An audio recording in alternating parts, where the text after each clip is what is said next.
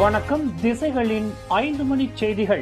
ஸ்லாங்கூர் மாநிலத்தில் 1700 ரிங்கெட் குறைந்தபட்ச சம்பள முறை அடுத்த ஆண்டு அமல்படுத்தப்படும். ஸ்லாங்கூர் மாநிலத்தில் 1700 வெள்ளி குறைந்தபட்ச சம்பள முறை அடுத்த ஆண்டு அமல்படுத்தப்படும் என்று மாநில மனிதவள மற்றும் வறுமை ஒழிப்பு ஆட்சிக்குழு உறுப்பினர் வி. பாப்பா ராயுடு அறிவித்துள்ளார். 1700 வெள்ளி குறைந்தபட்ச சம்பள முறை மத்திய அரசாங்கம் அளவில் அமல்படுத்தப்படும் முறைக்கு ஏற்ப ஸ்லாங்கூர் மாநிலத்தின் அமலாக்கமும் அமைந்திருக்கும் என்று பாப்பா ராயுடு குறிப்பிட்டார்.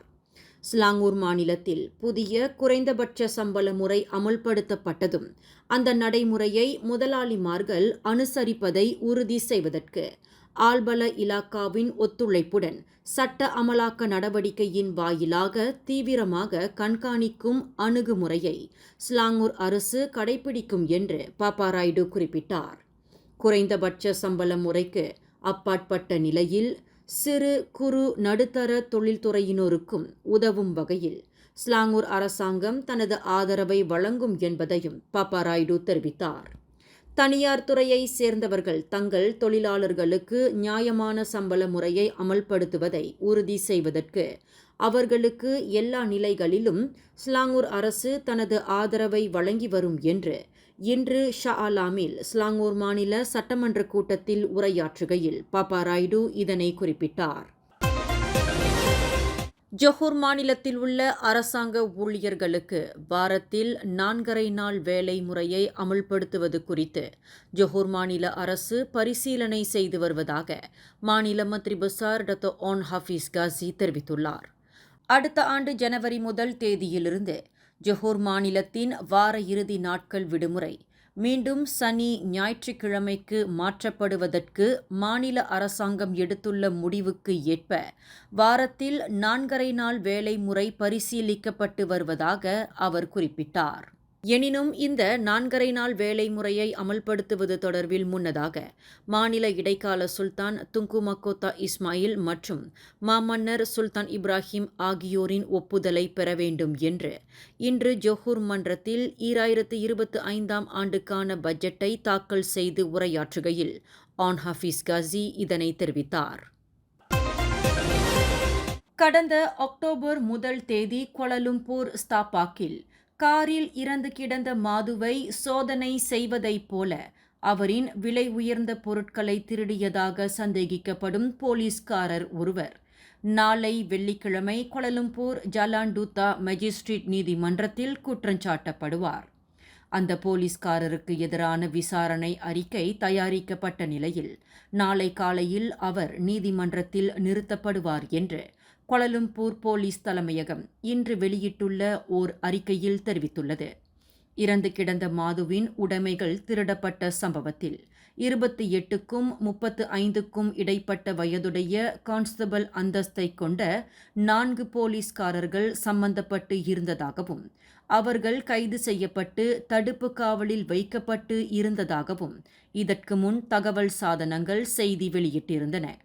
இறந்து கிடந்த மாதுவின் விலை உயர்ந்த ஆபரணங்கள் திருடப்பட்டுள்ளதாக உள்ளூர் ஆடவர் செய்து கொண்ட போலீஸ் புகாரை தொடர்ந்து அந்த 4 போலீஸ்காரர்கள் கைது செய்யப்பட்டதாக தெரிவிக்கப்பட்டு இருந்தது.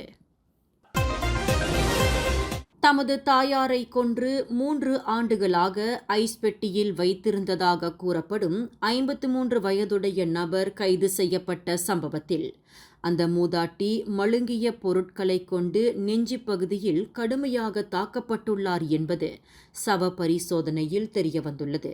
கடந்த நவம்பர் 12ஆம் தேதி பழைய கில்லான் சாலை OUG கார்டனில் உள்ள 2 மாடிகளை கொண்ட தரை வீடொன்றில் ஐஸ் பெட்டியில் மீட்கப்பட்டுள்ள 80 வயதுடைய அந்த மூதாட்டியின் மரணத்திற்கான உண்மையான காரணத்தை கண்டறிவதற்கு சவ பரிசோதனையின் முழுமையான அறிக்கைக்காக போலீசார் காத்திருப்பதாக கோலாலம்பூர் போலீஸ் தலைவர் டத்தோ ரூஸ்டி முகமது ஈசா குறிப்பிட்டார். அந்த மூதாட்டியை கொல்வதற்கு மழுங்கிய பொருள் பயன்படுத்தப்பட்டுள்ளது என்பது பூர்வாங்க அறிக்கையில் தெரியவந்துள்ளதாக அவர் விவரித்தார். அந்த மூதாட்டியின் சடலத்தை அவரின் கணவர் இன்று காலை 9 மணி அளவில் பொட்டாலிஞ்சையா பல்கலைக்கழக மருத்துவமனையிலிருந்து கோரி சென்றுள்ளதாக டத்தோ ரூஸ்டி குறிப்பிட்டார். போலீசாரின் புலன் விசாரணைக்கு உதவ அந்த மூதாட்டியின் கணவர் முன்வந்திருப்பதையும் அவர் சுட்டிக்காட்டினார். கடந்த 2021ஆம் ஆண்டு மார்ச் மாதம் தனது தாயாரை கொன்று 3 ஆண்டுகளாக ஐஸ் பெட்டியில் வைத்திருந்த அவரின் மகன் இச்சம்பவத்தை இனி மறைக்கக்கூடாது என்பதற்காக தானே முன்வந்து போலீசுக்கு தகவல் கொடுத்ததுடன் சரணடைந்துள்ளார். தாலிபான் தலைமையிலான ஆப்கானிஸ்தான் கல்வி பேராளர்கள் குழு மலேசியாவிற்கு கல்வி அலுவல் பயணம் மேற்கொண்டது துணை கல்வி அமைச்சர் வாங் காஹ்வோவிற்கு எவ்வாறு தெரியாமல் போனது என்று மாசிசா தலைவர் வி காசியோங் இன்று கேள்வி எழுப்பினார். ஆப்கானிஸ்தான் கல்வி தலைமை இயக்குனர் தலைமையில் அந்நாட்டின் கல்வி பேராளர்கள் குழு கமுக்கமான முறையில் மலேசியாவிற்கு வந்துள்ளனர் என்று கூறப்பட்டாலும் அந்த குழுவை வரவேற்று அனைத்து ஏற்பாடுகளையும் செய்துள்ள கல்வி அமைச்சு எவ்வாறு துணை கல்வி அமைச்சருக்கு அறிவிக்காமல் போனது என்று டாக்டர் வி காசியோங் கேள்வி எழுப்பினார். கல்வி அமைச்சர் ஃபட்லினா சீடேக்குடன் அணுக்கமான தொடர்பை கொண்டுள்ள துணை கல்வி அமைச்சர் வாங் காஹ்வோவிற்கு இந்த விவகாரம் தெரியாது என்று கூறப்படுவது தமக்கு வியப்பை அளிக்கிறது என்று வி காசியோங் குறிப்பிட்டுள்ளார். PKR தலைமையிலான ஒற்றுமை அரசாங்கத்தை கடுமையாக குறை கூறியும் விமர்சனம் செய்தும் வரும் PKR பசிர் கூடாங் நாடாளுமன்ற உறுப்பினர் ஹசான் கரீம் PKR கட்சியின் ஒழுங்கு நடவடிக்கை வாரியத்தின் முன் நிறுத்தப்படவிருக்கிறார். நாட்டின் 2வது 5G அலைக்கற்றை உரிமம் வழங்கப்பட்ட விவகாரத்தில் தாம் அங்கம் வகிக்கும் PKR கட்சி தலைமையிலான ஒற்றுமை அரசாங்கத்தை கடுமையாக குறை கூறியதன் விளைவாக அந்த PKR MP ஒழுங்கு நடவடிக்கை வாரியத்தின் விசாரணைக்கு ஆளாகியுள்ளார். 2வது 5G அலைக்கற்றை உரிமம் தொடர்பில் மாமன்னரை அவமதிக்கும் செயலிலும் ஹசான் கரீம் ஈடுபட்டதாக கூறப்படுகிறது. குறிப்பாக நாட்டில் கைபேசி ஒருங்கமைப்பு சேவையை வழங்கி வரும் யூமொபைல் சென்றியான் பெர்ஹாட் நிறுவனத்திற்கு நாட்டின் 5G அலைக்கற்றை உரிமம் வழங்கப்பட்டது தொடர்பில் ஹசான் கரீம் கேள்வி எழுப்பியதாக கூறப்படுகிறது. நாட்டின் முன்னணி எழுத்தாளர்களில் ஒருவரான பேரா ஆயர்தாவார் எழுத்தாளர் கோ முனியாண்டி இன்று காலையில் காலமானார். அவருக்கு வயது 76.